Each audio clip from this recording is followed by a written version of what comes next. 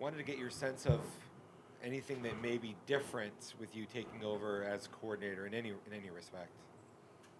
Well, I tried not to, as far as schematically, they haven't changed anything. So what we want to do is keep the continuity as far as the kids, making sure we just kept that flow of the call. So I haven't schematically, no.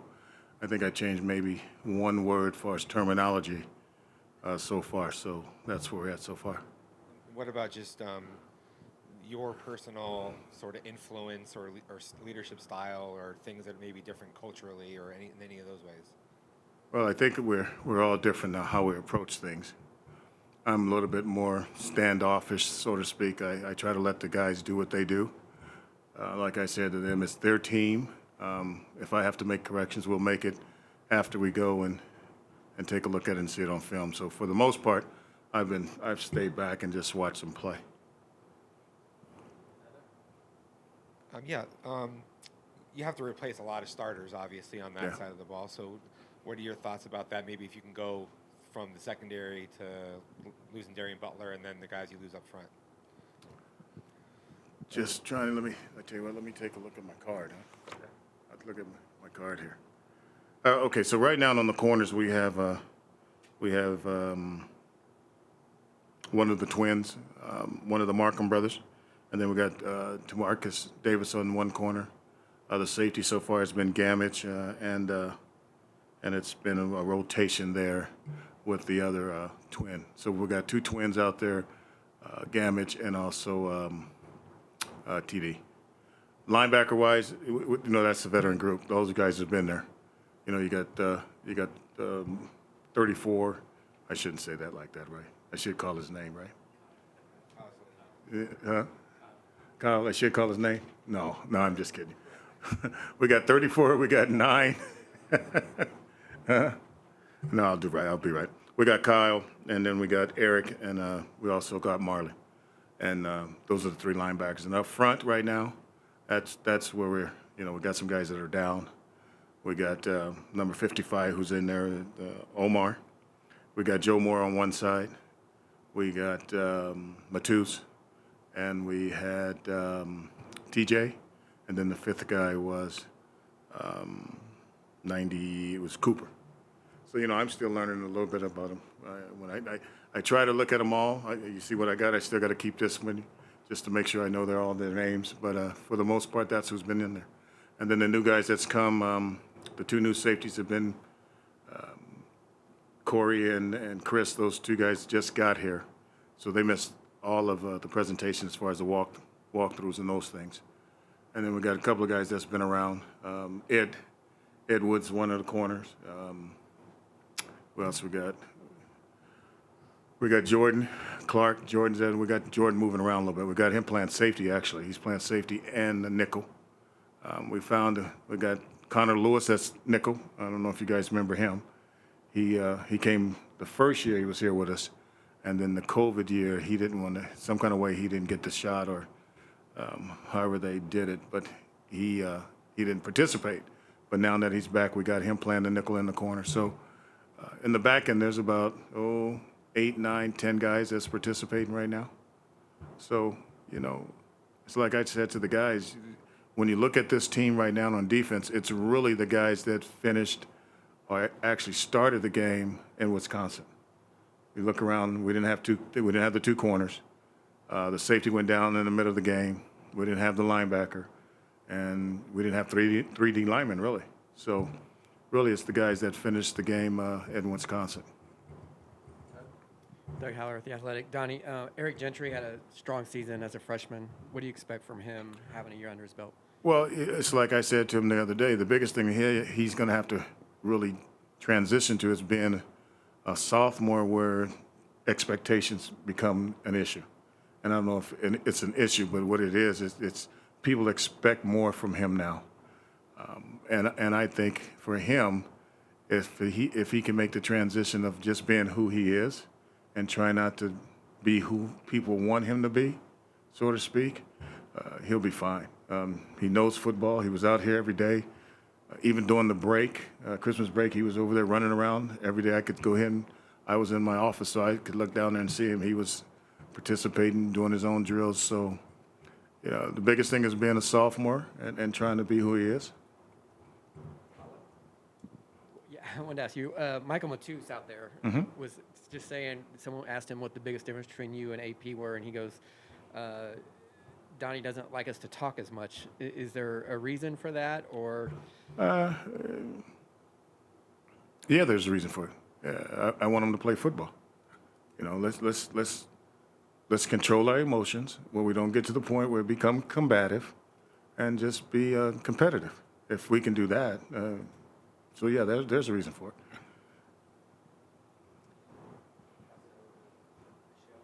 Coach, I had a question about just the defensive back group in general. You mentioned last season that you were a little bit concerned about the safety depth.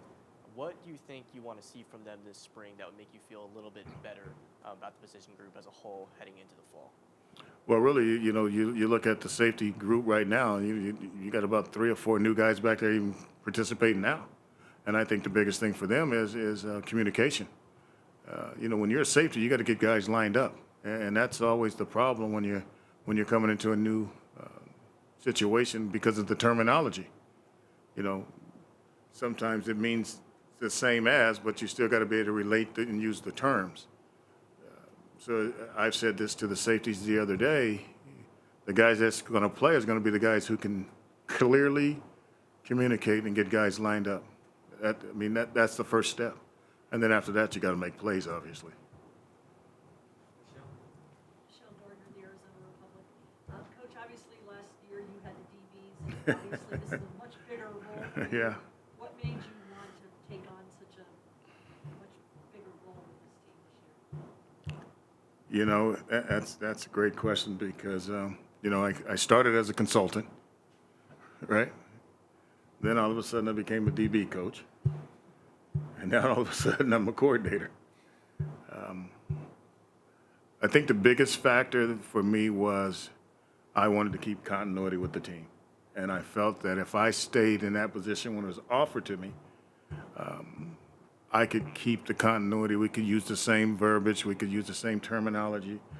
And if we'd have brought someone else in, which Herm could have done if he wanted to, it would have changed the whole continuity thing. I do believe that. So, you know, with my experience, I know this is not my first rodeo. So, and when he, it's interesting because when he asked me if I wanted to do it, I said, huh? What?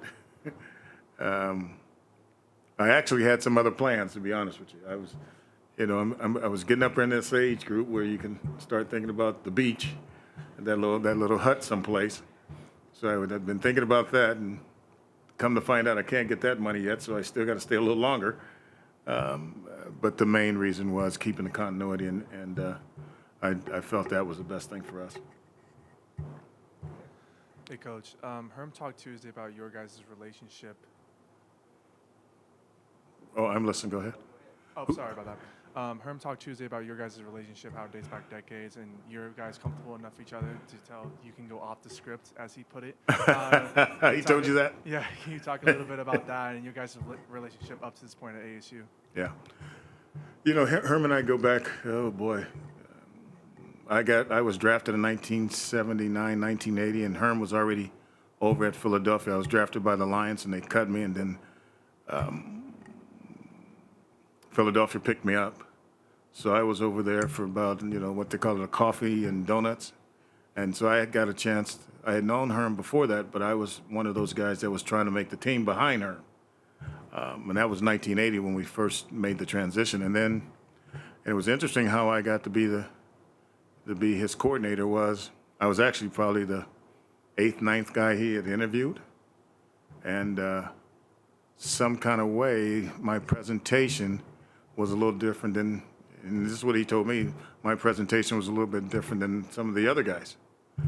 And plus the defense I was running was something different than what everybody else had brought in. Everybody else was bringing the 4-3s and the 3-4s in. And then I came with a bunch of blitzes from one side or the other and guys moving around. And he thought it would be a good thing to change, so we did that. And, you know, we did it for 2 years together. And then the third year, Herm got traded, however you want to call it. You know, the guys had to give draft picks to him, and so he went to Kansas City. And I was actually in the car with Herm. I went the weekend with him to become the DB coach. And we're in the car, and then I get a phone call from Rod Marinelli that asked me to come be the defensive coordinator at Detroit. And Herm's driving. And now Herm and Rod knows each other. We all know each other. And Herm says to me, I said, Herm, what you think? He says, what do I think? Go be the coordinator. I said, you sure? I said, yeah. He says, yeah, go be the coordinator. You ain't not going. So that's what happened. So we've had a pretty good relationship. I understand him, and I know he understands me a little bit. So we have a lot of fun together. I know that. We really do. I can play off of him, and once he gets going, he plays off of me. And, you know, sometimes I become I always say this, it's all fun and games till the rabbit get the gun now. You know, so when the rabbit gets the gun. So I think we have a pretty good relationship, really. It's fun.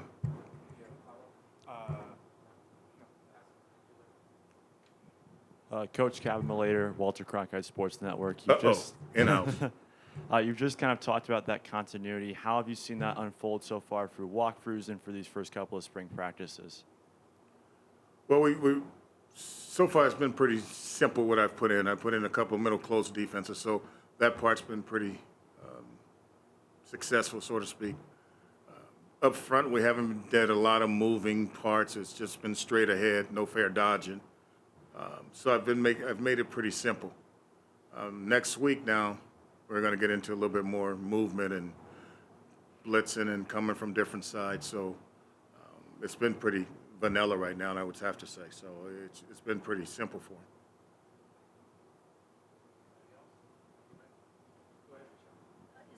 Who do you see Coach is stepping up as like the vocal leader out there? Is there one guy? Yeah, 34. Kyle. Kyle is definitely the guy. You know, he's been around here a long time. And there's times where I hear Eric. I don't hear too many guys in the secondary talking, except for, well, I shouldn't say that. Jordan talks a little bit. The whole D-line talks. Those guys are talking all the time. But I would say it's Kyle.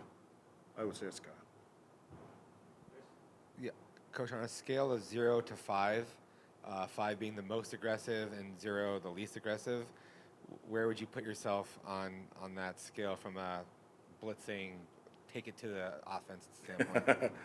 You talking about now or before? With this team. You know, we didn't blitz a lot, and I'll be honest, I'm gonna try to keep it within the 3, maybe right in the middle. Can I play in the middle a little bit? Yeah. I'd probably stay in the middle until we figure out. The thing about blitzing, you got to have good corners. Let's be honest. If your corners can hold up, and you feel good about the edges, keeping the ball inside when they're running, and you can take care of the perimeter with the corners, you can bring a whole lot of people. So we didn't blitz a lot last year, and for us, it works out for us. The one thing we did do is we kept the ball in front and inside. You know, we gave up some vertical passes. Don't get me wrong, but at the same time, you start bringing them, you better have some corners and them guys that can hold up on the edges. So I don't know if I answered your question, but. And then just one more.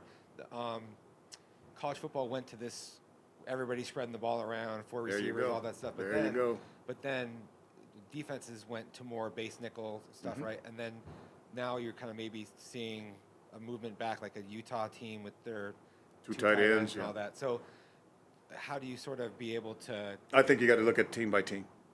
Depending on who you're playing that week. When you play Stanford, they're going to have 2 tight ends. You play in Utah, they're going to have 2 tight ends. You can believe SC now is going to be wide open. You know that. They're going to spread you all the way out, so you got to worry about that. UCLA will be UCLA. They'll have a good tight end. So I think it's week to week. But I do know one thing. We'll probably have more 5 DBs on the field for sure. I mean, because, the bigger tight ends that are pretty good, the linebackers can't run with them. The only problem with that is the little DBs can't cover them. They knock them around a little bit. But, I'm sure we'll have more 5 DBs on the field for sure.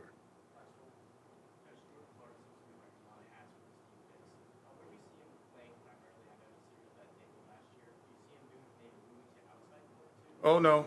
We're gonna keep him at safety and nickel because for him, once you start getting him further away from the core, and I say this all the time, when you have short corners, when you move them outside, they become smaller. You know, as the ball gets down the field, they seem to disappear with the big receivers. So if you can keep them inside where they can play the quicker little guys, we got a better chance. And then at safety for him, he can always, you know, he's got depth. Depth is his friend. You know, when you look at it, he can be at there 12, 15 yards deep. That's a friend for him compared to when it gets further down the field. When, like I said, the little guys, when they get further down the field, they disappear. You know, you see them all the time, and what you see, the first thing you see is the flag. And they're right there. You know, they're just little. But to answer your question, we're going to keep them at nickel and safety.